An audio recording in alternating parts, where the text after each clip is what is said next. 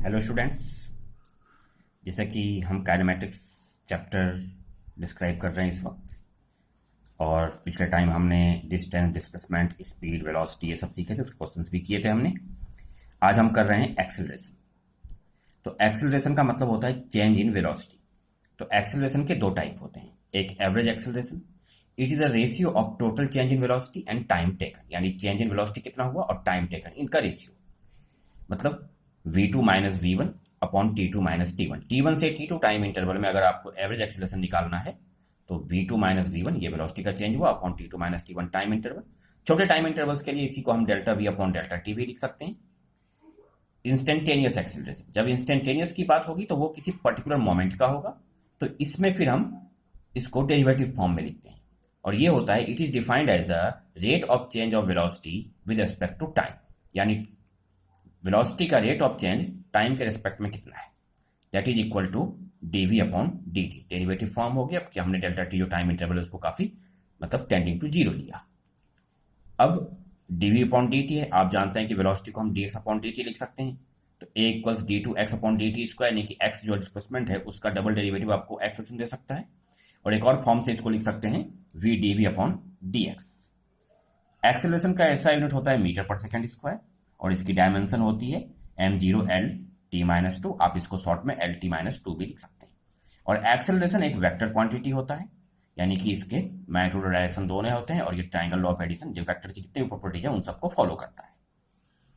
अब एक्सेलरेशन से रिलेटेड हम क्वेश्चंस ले रहे हैं। पहला क्वेश्चन देखिए, the position of a particle changes with time as x equals T cube plus two T square plus six. X metre में है और टाइम t जो है वो सेकंड में है। Find average acceleration for t equals 0 to 3 second and acceleration equals t for t equals 0 और फिर 3 सेकंड्स। तो जब एवरेज की बात हुई और आगे इंस्टेंटेनियस यानी कि एक्सेलरेशन की बात हुई, तो एक एक करके करते हैं। एक्स आपको दिया हुआ है, सबसे पहले क्योंकि हमें एक्सेलरेशन से निकालना है डिस्प्लेसमेंट से, तो सबसे पहले हम वेलोसिटी निकालेंगे, और वेलोसिटी निकालने के लिए इसको v equals D X upon D T किया, और एक्स आपको दिया हुआ था उसका डेरिवेटिव आएगा v 3t square plus 4t। अब t इक्वल्स 0 पर वेलोसिटी 0 है, और t इक्वल्स 3 सेकेंड पर वेलोसिटी आपका, जब हमने इसमें t रखा तो ये आ गया 39 मीटर पर सेकेंड।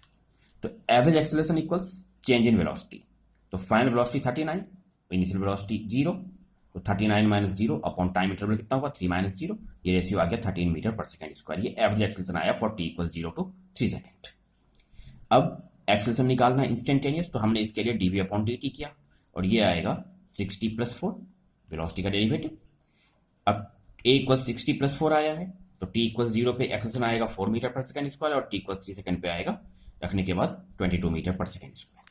अगला क्वेश्चन देखिए, acceleration of an object is given by A equals 2t minus 4 where a is in meter per second square and t is in second.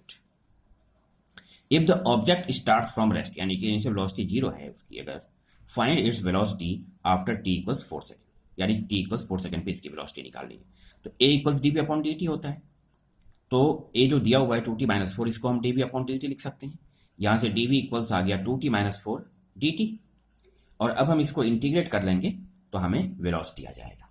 तो वेलोसिटी का इंटीग्रेशन होगा 0 टू v, क्योंकि initial velocity 0 थी, और 2t minus 4 का integration होगा t के respect में 0 टू 4। इधर सिंपल इंटीग्रेशन हुआ v आ गया, और ये 2t था उसका इंटीग्रेशन आएगा 2t square upon 2 according to integration properties, और इसका आ गया 4t। आगे हमने t इक्वल्स 4 रख दिया, तो पूरा आंसर 0 आया, यानी कि 4 सेकंड के बाद ऑब्जेक्ट की वेलोसिटी 0 है। अब हम एक्चुअली जब काइनेमेटिक्स पढ़ने जा रहे हैं तो एक एक करके होता है motion in 1 dimension, motion in 2 dimension and motion in 3 dimension. सबसे पहले हम पढ़ने जा रहे हैं मोशन इन 1 डायमेंशन, जिसको हम कहते हैं motion in a straight line. इसमें ऑब्जेक्ट की स्ट्रेट लाइन में चलता है, आइदर फॉरवर्ड चलेगा या बैकवर्ड चलेगा, और जब हम इस स्ट्रेट लाइन मोशन को डील करते हैं तो डीलिंग आसान होती है, हम विदाउट वेक्टर नोटेशंस भी कर सकते हैं। एक स्ट्रेट लाइन में तो एक डायरेक्शन को हम पॉजिटिव लेंगे, उसके रिवर्स डायरेक्शन जो होगी वो नेगेटिव लेकर के भी हम आसानी से सॉल्व कर लेते हैं विदाउट वेक्टर प्रॉपर्टी भी। अब हमने ग्राफ पढ़ने हैं स्ट्रेट लाइन मोशन से रिलेटेड, और सबसे पहले तो उसी ग्राफ को आगे डिस्क्राइब कर रहे हैं आपके लिए एक एक करके। सबसे पहला ग्राफ जो हम पढ़ते हैं वो है distance time graph.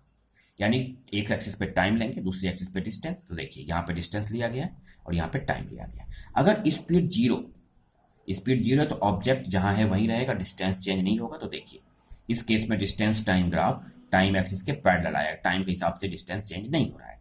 So if speed of the object is zero, distance time graph is a straight line parallel to time axis.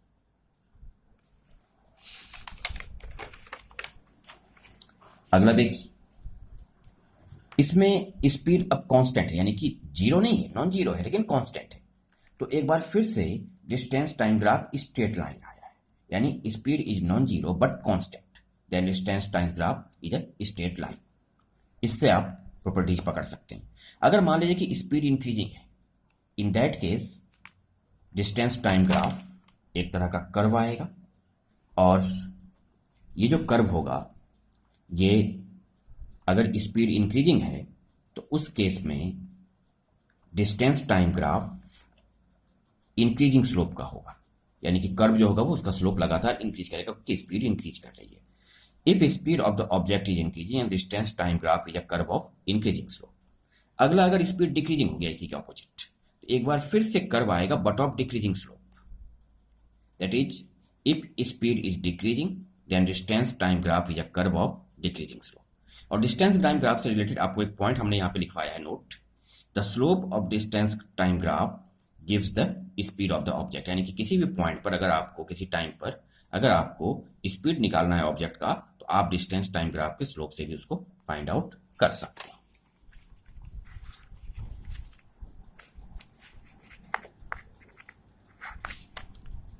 अब है डिस्प्लेसमेंट टाइम ग्राफ। अगला ग्राफ जो हम पढ़ते हैं, एक एक्सिस पे डिस्प्लेसमेंट लेंगे, डिस्प्लेसमेंट को हमने एक्स से डिनोट किया है, और दूसरी एक्सिस पर टाइम जिसको हमने टी से डिनोट किया है। अगर वेलोसिटी जीरो है, ऑब्जेक्ट रेस्ट पे है थ्रू आउट, तो बॉडी जहां होती है वहीं पर रहेगी, तो डिस्प्लेसमेंट चेंज नहीं होगा। If velocity of the object is zero then XT graph is a straight line parallel to time axis. अगला, वेलोसिटी नॉन जीरो है लेकिन कांस्टेंट है, तो उस केस में एक्सटी ग्राफ एक बार फिर से स्ट्रेट लाइन आएगा, जहां से उसने स्टार्ट किया वहां से फिर आगे पोजीशन लगातार चेंज होगी, डिस्प्लेसमेंट चेंज होगा at the constant rate. So if velocity of the object is non-zero but constant, then xt graph is a straight line. इसके बाद देखिए, अगर वेलोसिटी कांस्टेंट नहीं है तो पहले वेलोसिटी अगर इंक्रीजिंग होगा तो xt ग्राफ देखिए यहाँ पे स्लोप इसका लगातार इंक्रीज कर रहा है। That is if velocity of the object is increasing then xt graph is a curve of increasing slope. और इसी के ठीक अलग, अगर इस मान लिया जाए वेलोसिटी डिक्रीजिंग हुआ, तो यहाँ पर xt है डिस्प्लेसमेंट टाइम, देखिए कर्व है लेकिन डिक्रीजिंग स्लोप पर। That is if velocity is decreasing then XT graph is a curve of decreasing slope. और यहाँ पे एक पॉइंट हमने लिखा है कि the slope of displacement time graph gives the velocity of the object, यानी डिस्प्लेसमेंट टाइम ग्राफ के स्लोप से भी आप वेलोसिटी फाइंड आउट कर सकते हैं। अगले मॉड्यूल में हम आपको velocity time graph, speed time graph, acceleration time graph बताएंगे, और फिर ग्राफ से रिलेटेड अलग अलग तरह के क्वेश्चंस कैसे हम सॉल्व करते हैं वो भी आपको बताएंगे। Okay, thank you.